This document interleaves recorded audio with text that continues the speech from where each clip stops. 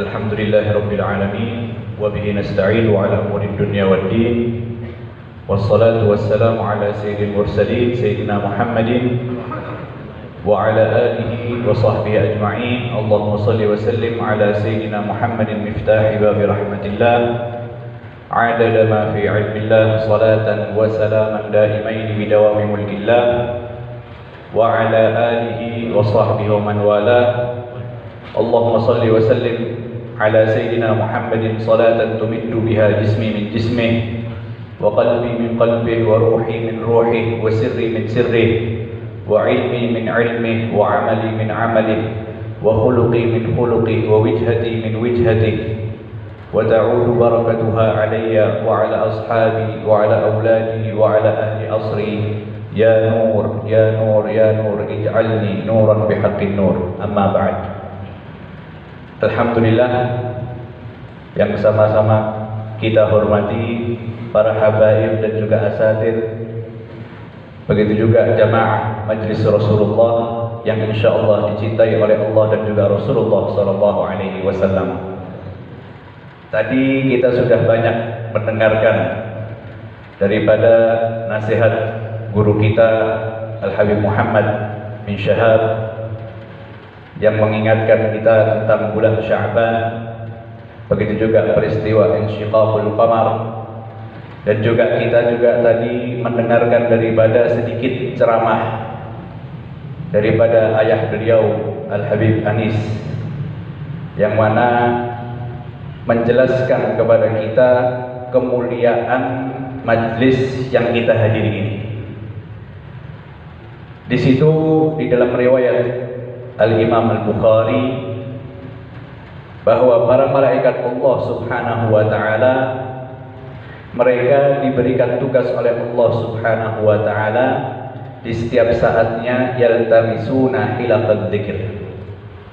Mereka mencari daripada majlis-majlis zikir ataupun majlis-majlis ilmu. Ketika salah satu di antara mereka mendapatkan di satu tempat majlis ilmu, maka satu sama lain akan menyerukan untuk mendatangi mereka semua. Halumu ilaina, kemarilah kalian untuk mendatangi majlis zikir tersebut. Sehingga para malaikat Allah Subhanahu wa taala yang pastinya ada juga di saat ini bersama kita, mereka kumpul. Dan ketika mereka kembali kepada Allah Subhanahu wa taala, Allah ingin menunjukkan kepada kita semua tentang kemuliaan dan juga pemberian Allah Subhanahu wa taala kepada orang-orang yang menghadiri majlis zikir ataupun majlis ilmu. Allah adalah Zat yang Maha mengetahui. Tapi ketika para malaikat kembali kepada Allah, Allah bertanya kepada mereka semua, apa yang kalian dapatkan? Apa yang kalian lihat, apa yang kalian dengar daripada hamba-hambaku di majlis tersebut? Maka di situ para malaikat Allah Subhanahu wa taala mengatakan, mereka yusabbihunaka wa yukabbirunak. Mereka mensucikan dirimu wahai Allah Subhanahu wa taala, dan mereka mengagungkan daripada dirimu. Lantas di situ Allah Subhanahu wa taala kembali bertanya kepada mereka, para malaikatnya, apakah mereka yang hadir di majlis tersebut pernah melihatku, yaitu zat Allah Subhanahu wa taala, sehingga mereka mau memuji diriku dan mau mengagungkan diriku. Lantas para malaikat pun menjawab, mereka belum pernah melihatmu wahai Allah. Di situ Allah kembali bertanya, bagaimana kalau mereka sudah melihat diriku? Dan Allah Subhanahu wa taala yang Maha sempurna. Malaikat pun menjawab, wahai Allah, kalau mereka sudah pernah melihatmu, pasti pujian-pujian, pengagungan-pengagungan, ibadah mereka akan lebih, dikarenakan mereka sudah melihat Zat yang paling sempurna, yaitu Allah Subhanahu wa taala. Lantas Allah pun kembali bertanya kepada malaikatnya, apa yang mereka inginkan, apa yang mereka minta di majlis tersebut. Allah pun, para malaikat pun mengatakan kepada Allah, wahai Allah, mereka meminta surgamu. Kita semua yang di sini memuji Allah, mengagungkan Allah, dan pastinya kita mengharapkan daripada surganya Allah Subhanahu wa ta'ala. Maka Allah ketika itu bertanya kembali kepada malaikatnya, apakah mereka pernah melihat surgaku sehingga mereka menginginkan daripada surga tersebut? Maka para malaikat itu mengatakan belum, mereka belum pernah melihatnya. Kita di sini semua, apa sudah ada yang pernah melihat surga? Kita semua belum. Tapi kita sudah benar-benar ingin dan senantiasa berdoa kepada Allah Subhanahu wa ta'ala untuk masuk di dalam surga tersebut bersama Rasulullah Sallallahu Alaihi Wasallam. Maka para malaikat pun mengatakan mereka belum pernah melihat daripada surga, wahai Allah. Lantas Allah kembali bertanya kepada malaikatnya, bagaimana kalau mereka sudah pernah melihat surgamu? Maka para malaikat itu mengatakan kalau mereka sudah pernah melihat, kita sekarang baru mendengarkan saja daripada hadis-hadis Rasulullah Sallallahu Alaihi Wasallam, daripada ayat-ayat suci Al-Quran yang menunjukkan kepada kita keindahan, keistimewaan yang bisa kita dapatkan di surga kelak, sehingga kita tertarik dan kita senantiasa berdoa kepada Allah supaya kita termasuk daripada penghuni surga. Maka para malaikat pun mengatakan kalau mereka sudah pernah melihat surga, wahai Allah, pasti waktu mereka, kesempatan mereka akan senantiasa mereka maksimalkan di dalam beribadah kepada dirimu supaya mendapatkan daripada surga. Maka di situ Allah Subhanahu wa ta'ala di dalam haditsul qudsi kembali bertanya kepada malaikatnya, wahai para malaikatku, mereka ini berlindung dari apa? Apa yang mereka minta? Perlindungan dari apa? Para malaikat pun menjawab, mereka berlindung daripada api neraka, wahai Allah. Kita semua berlindung daripada Allah Subhanahu wa ta'ala dari siksaan api nerakanya. Maka Allah pun kembali bertanya, apakah mereka sudah pernah melihat neraka tersebut? Maka malaikat pun menjawab, belum, mereka belum pernah. Dan Allah kembali menanyakan, bagaimana kalau mereka sudah pernah melihatnya? Kita mendengarkannya saja sudah ngeri. Bagaimana siksaan-siksaan Allah Subhanahu wa ta'ala kepada penghuni neraka. Kita bisa lihat bagaimana Rasulullah SAW menggambarkan kepada kita di dalam peristiwa Isra dan juga Mi'rajnya, orang-orang yang diazab oleh Allah Subhanahu wa ta'ala di dalam api neraka tersebut, sehingga kita berlindung daripada Allah Subhanahu wa ta'ala. Semoga tidak ada daripada satu di antara kita yang termasuk penghuni neraka Allah Subhanahu wa ta'ala. Para malaikat pun mengatakan kalau mereka sudah pernah melihat neraka, wahai Allah, pasti mereka akan lari dan juga sangat takut dan berusaha bagaimana caranya mereka bisa terlindung daripada api tersebut. Maka setelah itu Allah Subhanahu wa ta'ala mengatakan kepada malaikatnya yang menunjukkan keistimewaan daripada majlis tersebut yang tadi disampaikan oleh Habib Anis bin Syahab, semoga Allah Subhanahu wa ta'ala merahmati beliau. Allah Subhanahu wa ta'ala mengatakan kepada malaikatnya, anqumu maghfuran lakum qad buddilat sayyi'atikumul hasanat, bahwa berdirilah kalian dari majlis tersebut dan kalian telah mendapatkan ampunan daripada Allah Subhanahu wa ta'ala, dan dosa-dosa kalian sudah dirubah oleh Allah Subhanahu wa ta'ala menjadi pahala. Amin ya Rabb. Di situ malaikat pun yang melihat dan juga menyaksikan orang-orang yang hadir di majlis tersebut, melihat anugerah pemberian yang sangat luar biasa daripada Allah Subhanahu wa ta'ala, bagi orang-orang yang menghadiri majlis zikir seperti itu. Mereka pun mengadu kepada Allah, wahai Allah, ada di antara mereka abdun khata, hambamu yang penuh dosa.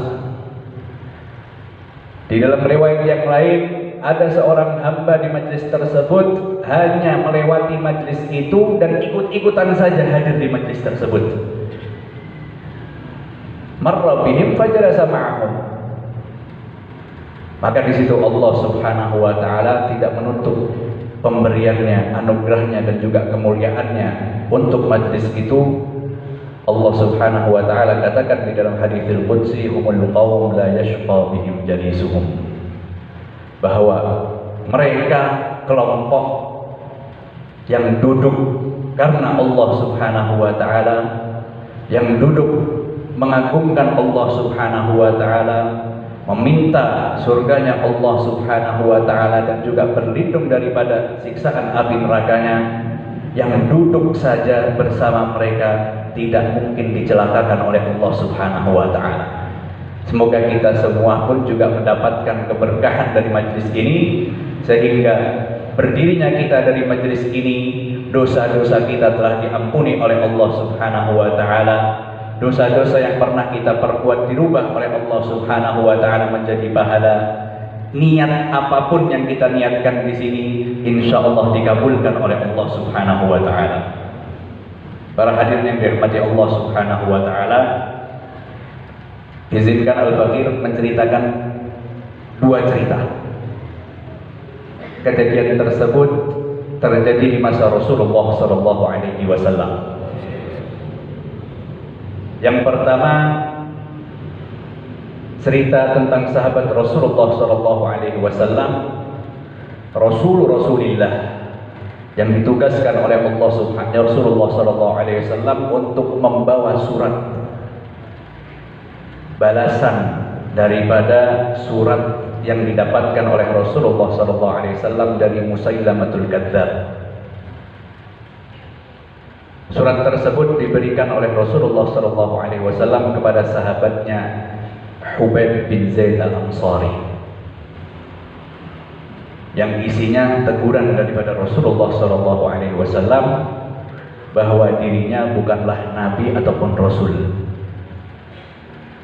Maka sahabat yang masih muda ketika itu, beliau termasuk orang yang menghadiri daripada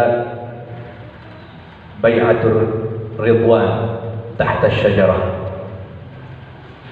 Beliau pun menuju ke daerah Bani Hanifah yang ada di situ Musailamatul Kadzdzab dan juga pengikutnya, untuk menyampaikan surat daripada Rasulullah sallallahu alaihi wasallam.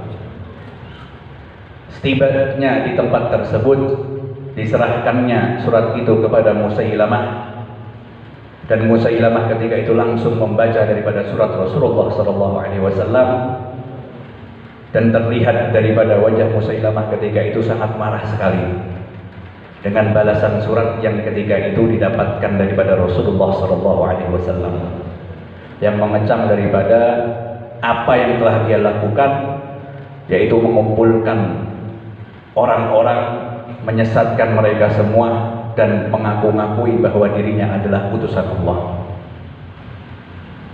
Maka Rasulullah, sahabat tersebut Hubaib bin Zaid ketika itu langsung diamankan oleh Musailamah, ditahan terlebih dahulu, dan di keesokan harinya dihadapkan lagi di hadapan Musailamah dan juga para pengikutnya ketika itu. Maka di situ Musailamah bertanya kepada Hubaib,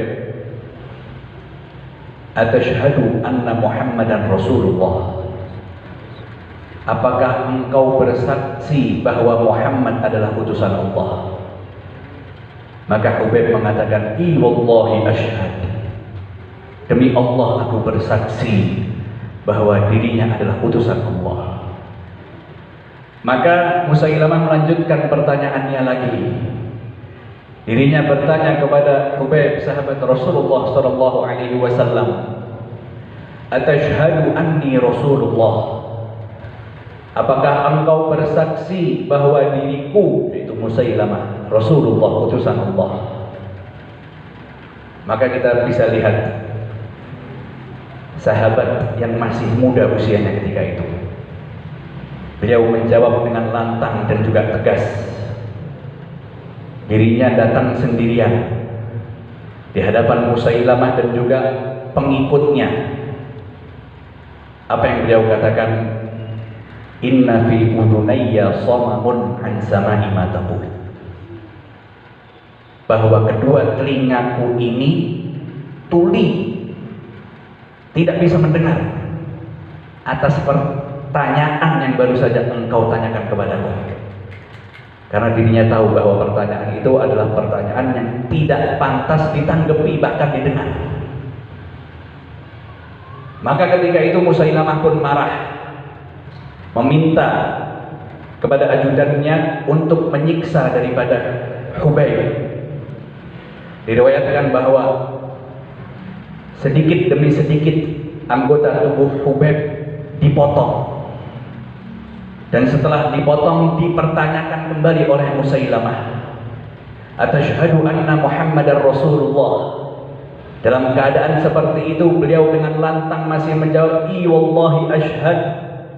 Demi Allah, aku bersaksi bahwa Muhammad adalah utusan Allah. Tetapi ketika ditanyakan kembali, "Atashhadu anni Rasulullah?" Apakah engkau bersaksi bahwa diriku adalah utusan Allah, yaitu Musailamah? Maka di situ Hubaib, dia sudah merasakan siksaan, tapi tidak gentar, tapi tidak takut untuk menyuarakan kebenaran. Masih jawabannya sama. Inna fi udhunayya samamun an sama'i ma taqul. Bahwa telingaku ini tuli untuk mendengarkan daripada ucapan-ucapanmu seperti itu. Sampai Hubaib ketika itu tubuhnya sedikit demi sedikit terpotong dan beliau akhirnya wafat dalam keadaan seperti itu. Membela Rasulullah sallallahu alaihi wasallam, mengucapkan ucapan yang hak dan tidak mendengarkan sedikit pun ucapan-ucapan yang batil. Kisah yang kedua tentang sahabat Rasulullah sallallahu alaihi wasallam, Sayyidina Abi Hurairah. Beliau ketika itu diminta oleh Rasulullah sallallahu alaihi wasallam untuk menjaga daripada sedekah ataupun zakat yang ketika itu dikumpulkan kepada Rasulullah sallallahu alaihi wasallam. Ketika beliau menjaga, di malam pertama beliau mendapati seseorang yang ketika itu berusaha mencuri, mengambil sedikit daripada harta sedekah ataupun zakat tersebut. Maka ketika itu Sayyidina Abu Hurairah langsung memegang daripada orang tersebut bahwa, "Apa yang engkau lakukan? Kenapa engkau melakukan seperti ini? Aku akan adukan kepada Rasulullah sallallahu alaihi wasallam." Maka orang tersebut mengatakan kepada Sayyidina Abu Hurairah, "Lepaskanlah aku. Aku ini orang yang miskin, aku yang butuh, aku memiliki banyak anak, sehingga aku terpaksa melakukan hal seperti ini." Maka sahabat Rasulullah pun kasihan dengan orang tersebut. Dilepaskanlah orang itu dan tidak jadi dilaporkan kepada Rasulullah SAW. Tapi di keesokan harinya, di situ Rasulullah SAW bertanya kepada Sayyidina Abu Hurairah, "Wahai Abu Hurairah, ma fa'ala asirukal barihah?" Apa yang terjadi dengan tawananmu semalam? Rasulullah mengetahui ada kejadian yang ketika itu Sayyidina Abu Hurairah sudah berhasil menawan seseorang tetapi dibebaskan. Maka Sayyidina Abu Hurairah itu mengatakan, "Wahai Rasulullah, benar saya mendapatkan orang tersebut, tetapi dia syaka iyalan wa faqah, mengadu kepadaku banyak anak dan juga dirinya miskin sehingga dia terpaksa melakukan itu dan aku bebaskan." Maka di situ Rasulullah SAW mengatakan dirinya pendusta dan dia akan kembali lagi. Maka benar, di malam kedua sudah ditunggu oleh Sayyidina Abu Hurairah. Ucapan Rasulullah tidak mungkin salah. Rasulullah mengatakan dia sudah berbohong dan dia akan kembali. Maka benar, orang itu pun kembali lagi mencuri dan juga mengambil daripada harta sedekah tersebut dan ditangkap lagi oleh Sayyidina Abu Hurairah. Kenapa engkau kembali lagi? Tapi orang tersebut berhasil menjelaskan alasannya supaya Sayyidina Abu Hurairah kasihan terhadap orang itu. Dan dia berjanji, aku tidak akan kembali lagi. Maka dibebaskan lagi oleh Sayyidina Abu Hurairah ketika itu. Dan di keesokan harinya lagi, ketika berjumpa dengan Rasulullah SAW, Rasulullah pun menanyakan kepada dirinya, ma fa'ala asirukal barihah, apa yang terjadi dengan tawananmu semalam? Maka Sayyidina Abu Hurairah mengatakan bahwa Rasulullah dia terpepet, terpaksa, dan dia janji tidak akan kembali lagi. Dan Rasulullah mengatakan dia pendusta dan dia pasti kembali lagi. Maka benar, di malam yang ketiga Sayyidina Abu Hurairah sudah mengatakan, aku tidak mungkin lepaskan orang ini lagi. Sudah membohongiku 2 kali dan Rasulullah mengatakan akan kembali lagi. Maka di malam itu pun juga kembali orang tersebut mencuri daripada harta sedekah dan ditangkap oleh Abu Hurairah ketika itu. Sayyidina Abu Hurairah mengatakan, aku tidak mungkin lepaskan kamu apapun alasannya. Tapi orang tersebut mengatakan, bagaimana kalau aku ajarkan kepada engkau beberapa kalimat yang kalau engkau baca kalimat tersebut, engkau akan dijaga oleh Allah Subhanahu wa Ta'ala sampai keesokan hari, dan setan tidak akan mendekati dirimu. Maka para sahabat adalah orang yang pecinta ilmu, haus dengan ilmu. Bagaimana tadi Habib Fahmi mengingatkan kepada kita tentang pentingnya ilmu. Maka dengan tawaran itu Sayyidina Abu Hurairah mengatakan, iya, aku akan bebaskan kamu, tapi kalimat apa yang akan engkau ajarkan? Kalimat yang bisa menjaga Sayyidina Abu Hurairah dijaga oleh Allah Subhanahu wa Ta'ala dan tidak akan didekati oleh setan. Maka di situ setan mengatakan, kalau engkau ingin tidur di malam hari, maka bacalah Allahu la ilaha illa huwa hayyul qayyum, ayatul kursi. Orang tersebut mengatakan, engkau akan dijaga oleh Allah Subhanahu wa Ta'ala, wala yaqrabannaka syaitan, dan setan tidak akan mendekati dirimu. Maka dibebaskan ketika itu oleh Abu Hurairah. Maka di keesokan harinya beliau berjumpa dengan Rasulullah SAW, dan Rasulullah masih menanyakan, ma fa'ala asirukal barihah, apa yang terjadi dengan tawananmu? Dan Abu Hurairah mengatakan, za'ama annahu yu'allimuni kalimat, dia mengajarkan kepadaku beberapa kalimat yang mana dia katakan bahwa dengan kalimat tersebut aku akan dijaga oleh Allah Subhanahu wa Ta'ala dan tidak akan didekati oleh setan. Maka diceritakan itu kepada Rasulullah SAW, dan Rasulullah menanggapi daripada cerita Abu Hurairah dan ajaran yang ketika itu diajarkan oleh orang tersebut. Di situ Rasulullah SAW membongkar siapa orang itu. Rasulullah mengatakan, dia adalah setan. Dan dia di dalam perkataannya tadi itu jujur.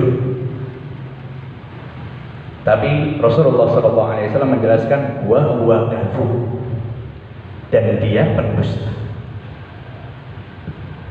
Dari 2 kisah ini bisa kita ambil pelajaran yang sangat luar biasa, bahwa tidaklah harus segala seruan-seruan kita dengarkan. Tidaklah harus segala ajakan-ajakan kita dengarkan. Sebagaimana Hubayb yang ketika itu ditanya tentang kesaksiannya bahwa Musailamah adalah utusan Allah, dia katakan, inna fi udunayya samamun an sama'i ma taqul. Kita sebagai umat Rasulullah SAW memiliki Al-Quran, memiliki hadis-hadis Rasulullah SAW, dan juga para salaf dan juga ulama yang sangat luar biasa.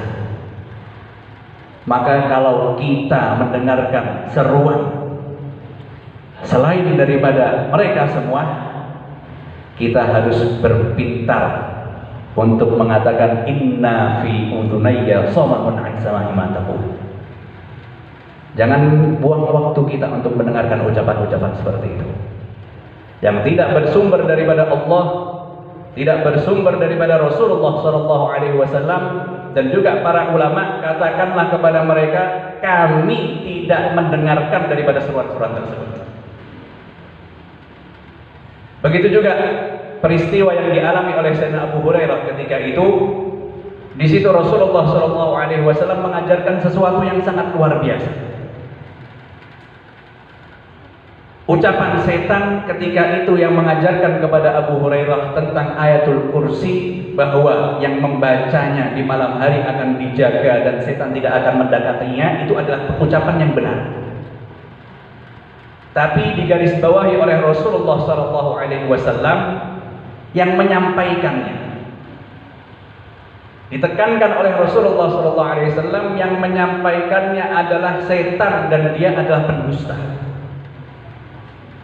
Di sini kalau kita tergerak untuk mendengarkan sesuatu yang baik, kita harus lihat juga siapa yang menyampaikannya.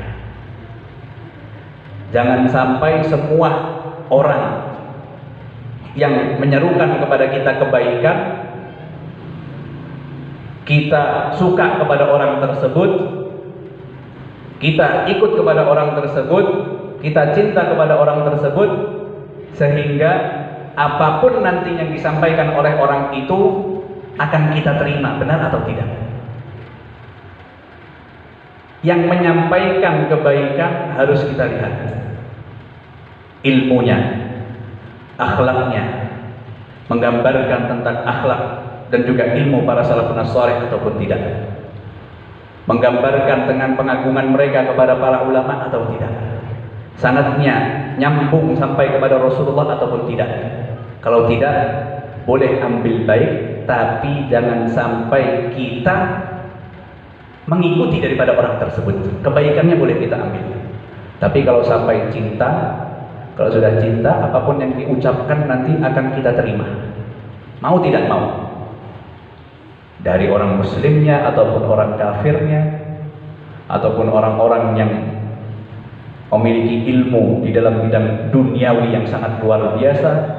Kalau kita sudah karismatik kepada orang tersebut, sudah cinta kepada orang tersebut, tanpa kita mengkoreksi terlebih dahulu siapa orang itu, bagaimana asal usulnya dan lain sebagainya, maka mungkin yang disampaikan pertama untuk menarik kita kebaikan, tapi nanti justru keburukan-keburukanlah yang akan mereka sampaikan, dan kita secara tidak langsung pasti akan mengikuti orang-orang seperti itu. Maka dari majlis yang seperti ini, yang insya Allah nyambung daripada majlisnya ayah Al-Habib Muhammad, yaitu Habib Anis bin Syahab, dan juga para pendahulu-pendahulunya yang sebagaimana dikatakan bahwa dari ayahnya, kakeknya sampai ke atas, sampai kepada Rasulullah SAW, mereka semua adalah pengajar, pewaris, penerus daripada Rasulullah SAW. Maka dari majlis inilah hendaknya kita terus duduk berilmu, mengambil manfaat daripada majlis-majlis yang seperti ini. Jangan pernah kita hiraukan ucapan-ucapan orang lain yang tidak memiliki sanad berdasarkan daripada Alkitab dan Sunnah. Begitu juga para salafun shalih. Kalau kita mengikuti daripada mereka, pasti insya Allah kita akan selamat di dunia ini dan juga di akhirat kelak. Dan mungkin sedikit ini yang bisa Al-Fakir sampaikan. Wal afu minkum.